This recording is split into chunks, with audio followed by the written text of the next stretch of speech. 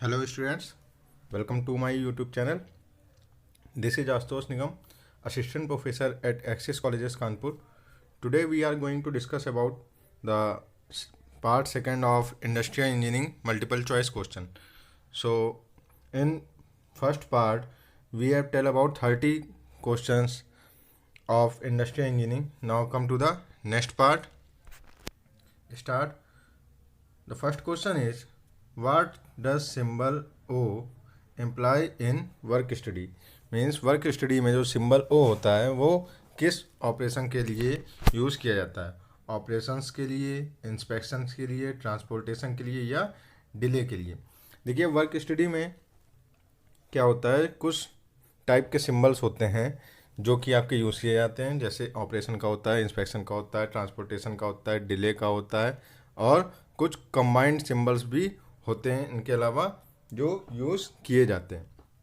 तो यहाँ पे आपसे पूछ रहा है सिंबल ओ जो होता है वो वर्क स्टडी में किसके लिए डिनोट किया जाता है? तो ऑप्शन है, करेक्ट आंसर इज ऑपरेशन। यहाँ पे ऑपरेशन के लिए आप वर्क स्टडी में ओ सिंबल का यूज़ करते हैं। Now come to the next question, what does symbol D imply in work study? अब सिंबल डी के बारे में बात कर रहा है इस क्वेश्चन में। तो सिंबल डी आपके किस फंक्शंस के लिए अप्लाई करते हैं? तो जहाँ पे भी आपका डिले या टेम्परेरी स्टोरेज हो रहा होगा, जहाँ पे भी डिले या आप कह सकते हो टेम्परेरी स्टोरेज ऑपरेशन परफॉर्म किया जा रहा होगा, उसकी जगह पे आपका जो सिंबल डी होगा आप उसको सिंबल डी से रिप्रेजेंट करेंगे। उस एक्टिविटी को आप सिंबल डी से रिप्रेजेंट करेंगे। क्लियर है? नेक्स्ट क्वेश्चन है, what does symbol triangle employ in work study? ठीक है, इस तरीके का जो ट्रायंगल का सिंबल होता है वो आपका वर्क स्टडी में किस फंक्शन के लिए यूज़ किया जाता है? तो इस तरीके का जो आपका सिंबल होता है वो आपका परमानेंट स्टोरेज के लिए यूज़ किया जाता है। ध्यान रखिएगा, डिले के लिए डी सिंबल था, ऑपरेशन के लिए ओ सिंबल था, और परमानेंट स्टोरेज के लिए डी सिंबल यूज़ किया जाता है। सॉरी, परमानेंट स्टोरेज के लिए ट्रायंगल का सिंबल यूज़ किया जाता है। Now come to the next one, the main objective of work measurement is to. Means main objective work measurement का कौन सा है? इनमें से कौन सा वर्क मेजरमेंट का मेन ऑब्जेक्टिव है? पहला है plan and schedule of production, मतलब वो प्लान और शेड्यूल करता है या नहीं करता है। दूसरा है आपका फॉर्मुलेट है प्रॉपर इंसेंटिव स्कीम, एक प्रॉपर इंसेंटिव स्कीम को फॉर्मुलेट करता है या नहीं। नेक्स्ट है estimate the selling price and delivery date, means जो डिलीवरी डेट्स हैं आपके प्रोडक्ट की जो बन रहा है उसके बारे में रिकॉर्ड करना, और उसका जो भी सेलिंग प्राइस है उसके बारे में रिकॉर्डिंग करना, या all of the above. Means सारे ऑप्शन आपके करेक्ट हैं। तो देखिए वर्क मेजरमेंट आपके ये सभी काम करता है कि जो भी आपका प्रोडक्शन हो उसको शेड्यूल करने में, प्लान करने में यूज़ होता है, जो इंसेंटिव स्कीम हो उसको प्रॉपर फॉर्मुलेट करने में भी यूज़ होता है, और सेलिंग प्राइस और डिलीवरी डेट्स के बारे में भी रिकॉर्ड रखता है। तो यहाँ पे करेक्ट आंसर आपका होगा option D, all of the above. Now come to the next one, work study is mainly aimed at. Means work study का मेन एम क्या होता है? डिटरमाइनिंग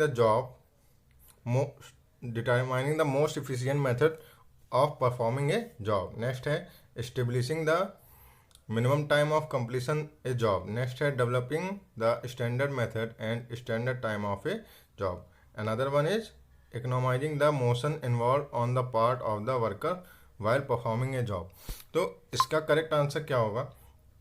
इसमें क्या होता है कि जो आपका वर्क स्टडी होता है उसका मेन एम होता है कि वो आपके जो मोस्ट इफिशिएंट मेथड है, जितने भी आपके पास अल्टरनेटिव मेथड्स अवेलेबल हैं उन सभी को आपस में कंपेयर करके देखता है, और देखने से क्या पता करता है कि किस मेथड के थ्रू हमारा जो प्रोडक्ट है प्रोडक्शन टाइम कम से कम लगेगा। तो वही हमारा मोस्ट इफिशिएंट मेथड हो जाता है जिससे आप किसी जॉब को परफॉर्म कर सकते हैं। क्लियर है? तो ये आपका मोस्ट इफिशिएंट मेथड होता है। Now come to the next question, travel chart are used to. Travel chart का यूज़ कहाँ पे करते हैं? टू एनालाइज मटेरियल हैंडलिंग को एनालाइज करने के लिए, to determine inventory control difficulties, inventory control की जो डिफ़िकल्टीज़ हैं उनको डिटरमाइन करने के लिए, कि कौन कौन सी डिफ़िकल्टीज हो सकती हैं। Plan material handling, procedure and routes, मतलब प्लान मटेरियल को हैंडलिंग करना कि किस तरीके से हमारा मटेरियल किस प्रोसीजर के थ्रू जाएगा, कौन कौन से रूट्स को फॉलो करेगा, या ऑल ऑफ द। तो यहाँ पे करेक्ट आंसर है क्या, ऑल ऑफ द। मीन्स आपको इन सभी चीज़ों की रिक्वायरमेंट पड़ती है ट्रेवल चार्ट में। Okay, now come to the next question.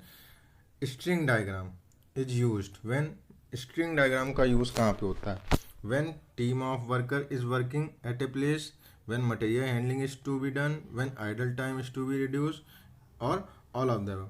So here the correct answer is option A, that is team of worker is working at a place, means जितने भी worker हैं वो एज ए टीम किसी एक जगह पे काम करें, उसको आप किसी स्ट्रिंग डायग्राम के थ्रू शो कर सकते हैं। ठीक है, स्ट्रिंग डायग्राम के थ्रू आप आइडल टाइम को रिड्यूस नहीं कर सकते, तो यहाँ पे आपका ये ऑप्शन गलत हो गया, इसकी वजह से आपका ऑल ऑफ द एबव भी गलत हो गया। और material handling is to be done, material handling भी आपकी स्ट्रिंग डायग्राम में नहीं होती। तो यहाँ पे आपके स्ट्रिंग डायग्राम के थ्रू आप क्या है, जितने भी वर्कर्स हैं वो एज ए टीम आपके एक ही जगह पे काम कर सकते हैं। Now come to the next one. TMU in method time measurement stand for, what is the full form of TMU। ध्यान रखिएगा सभी लोग, TMU का फुल फॉर्म होता है time measurement unit. Time measurement unit, option B is the correct answer. Come to the next one. Work study is most useful, work study is most useful, work study का सबसे ज़्यादा प्रयोग कहाँ पे किया जाता है, तो where production activities are involve in judging the rating of machines, in improving industrial relation, in judging the output of a man and improving it. Means material machine की रेटिंग को जज करने के लिए, इंडस्ट्रियल रिलेशन को improve करने के लिए, या जो आउटपुट प्रोड्यूस हो रहा है बाय द मैन उसको इम्प्रूव करने के लिए, या जहाँ पे प्रोडक्शन एक्टिविटीज़ हो रही हैं उनके लिए। तो यहाँ पे करेक्ट आंसर आपका है option A, where production activities are involve. जहाँ जहाँ प्रोडक्शन एक्टिविटी हो रही होंगी वहाँ वहाँ आपको वर्क स्टडी की रिक्वायरमेंट पड़ेगी। Okay, now come to the next one. The following factors must be consider while selecting the work for method study. Means कौन कौन से फैक्टर आपको चाहिए होते हैं जब आप कोई भी वर्क सेलेक्ट करते हो मेथड हिस्ट्री के लिए। इकोनॉमिक कंसिडरेशन रिक्वायर्ड है, टेक्निकल कंसिडरेशन ये भी रिक्वायर्ड है, ह्यूमन रिएक्शंस ये भी रिक्वायर्ड है कि किस तरीके के ह्यूमन रिएक्शन आ रहे हैं किसी भी आप जो भी वर्क एम्प्लॉय कर रहे हो, और लास्ट है आपका ऑल ऑफ द। तो बाकी तीनों ऑप्शन आपके क्या हैं, तीनों ही रिक्वायर्ड हैं। तो करेक्ट आंसर क्या हो जाएंगे आपके, ऑल ऑफ द हो जाएगा। Now come to the next question. Time study is use to, time study का कहाँ पे प्रयोग किया जाता है, डिटरमाइन स्टैंडर्ड कॉस्ट कैलकुलेट करने के लिए, determine the number of machines a person में रन, मतलब एक पर्सन कितनी मशीन्स को रन कर रहा है ये ज्ञात करने के लिए, फिर provide a basis for setting piece price, और इंसेंटिव वेजेस, मीन्स कितना बेसिस पीस प्राइस आप पे कर रहे हैं या इंसेंटिव आपका बन रहा है वो फाइंड करने के लिए, या all of the means in तीनों के लिए। तो यहाँ पे आपका जो टाइम स्टडी का यूज़ होता है वो इन तीनों के लिए होता है। Here the correct option is all of the means आप उससे स्टैंडर्ड कॉस्ट भी कैलकुलेट कर सकते हैं स्टैंडर्ड टाइम के थ्रू, और उससे आप कितनी मशीन, कौन सा पर्सन कितनी मशीन एक बार में रन करा रहा है वो भी कैलकुलेट कर सकते हैं, और जो आपका इंसेंटिव बन रहा है मतलब आप वर्कर को कितना पैसा पे कर रहे हो, बेसिक प्राइस जो आपका पीस का है वो, और इंसेंटिव जो बन रहा है वो भी आप इससे कैलकुलेट कर सकते हैं। Now come to the next one.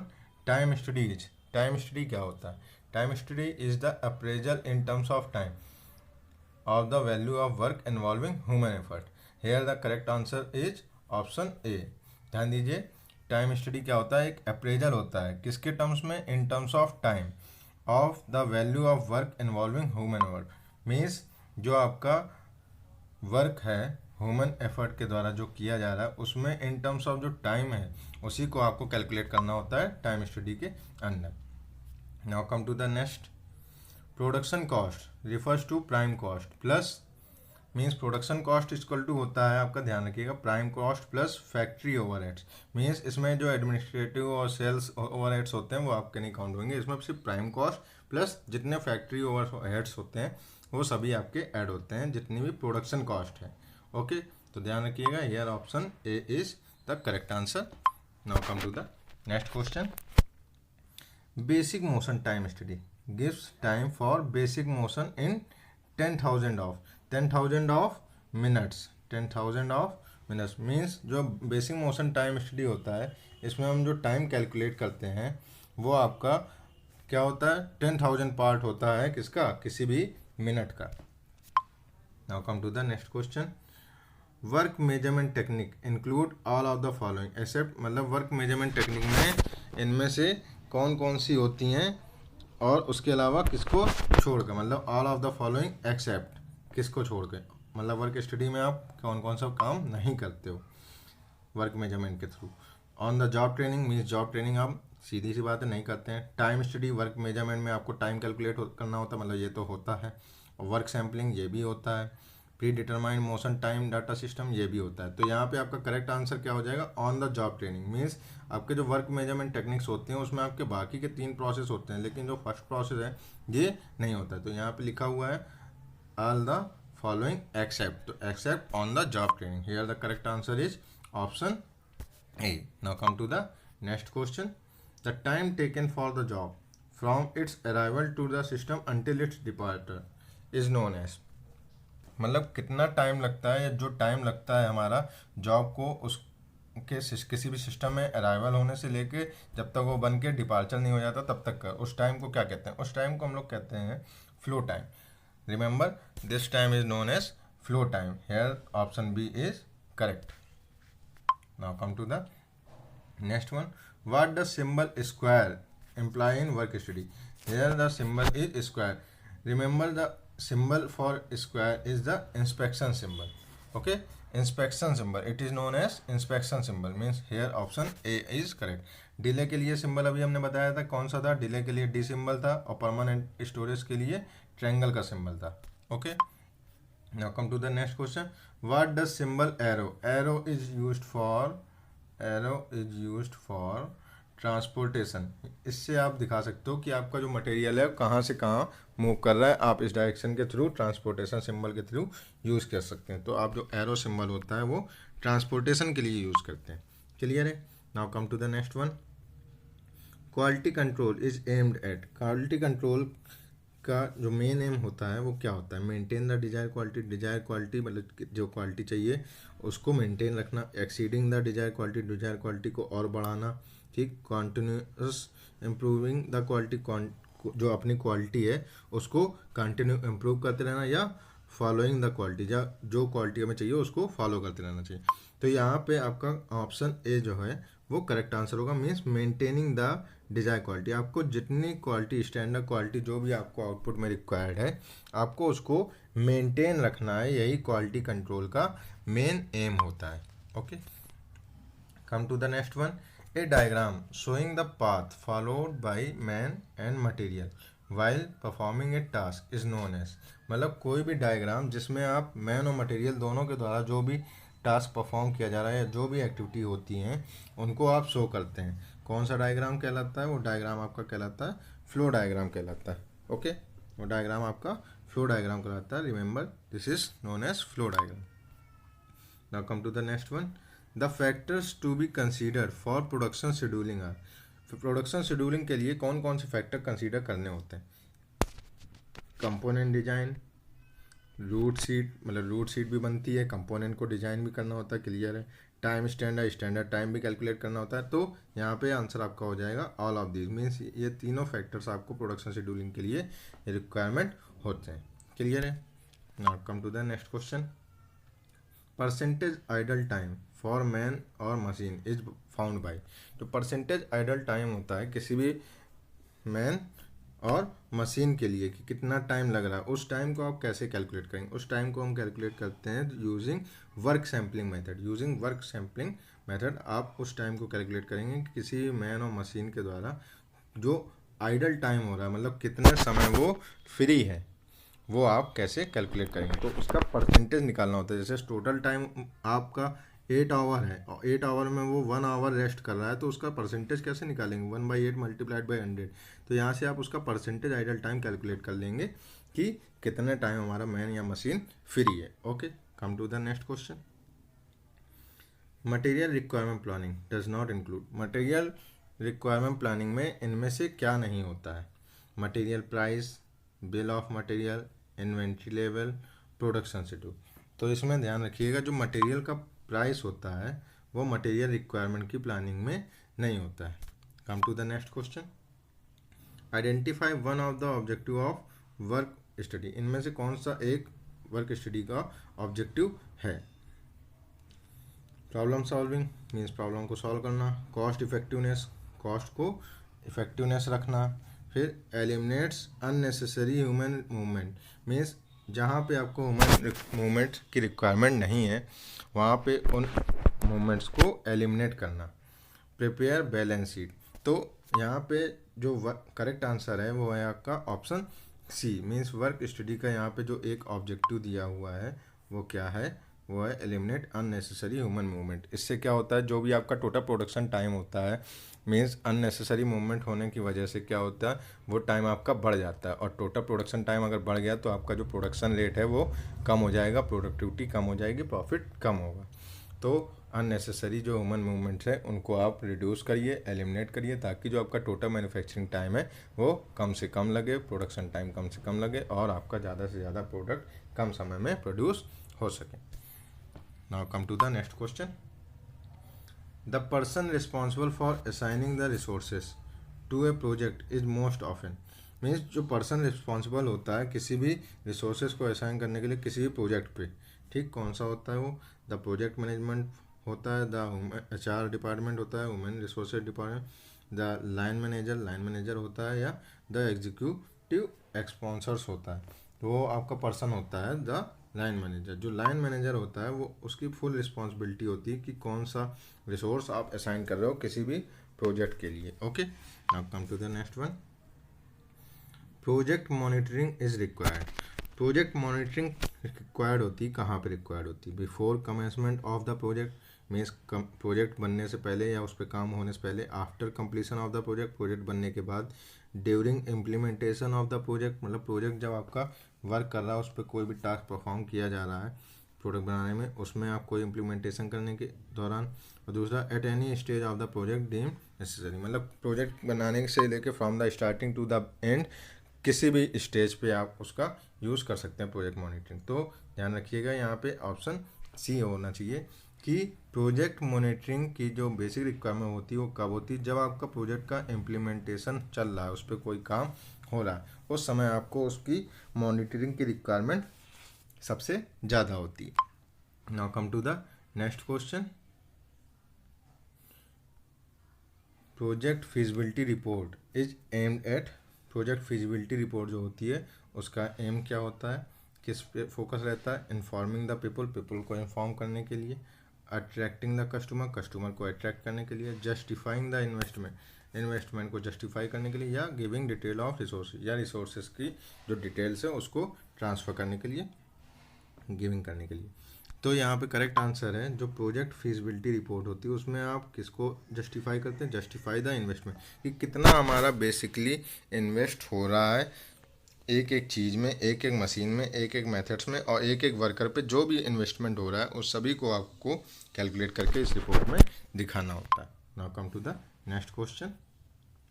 Which of the following adds idle time due to short run? इनमें से कौन सा है जो आइडल टाइम ऐड करता है ड्यू टू शॉर्ट रन की वजह से? एक्सेसिव प्रोडक्ट वेरिएटी मतलब आपके जो प्रोडक्ट में वेरिएशन हो रहा है वो बार बार अगर कोई वेरिएशन होगा उसकी प्रोडक्ट क्वालिटी में वेराइटी में चेंज होएगा तो दिक्कत आएगी, मतलब उसका जो आइडल टाइम है वो बढ़ जाएगा।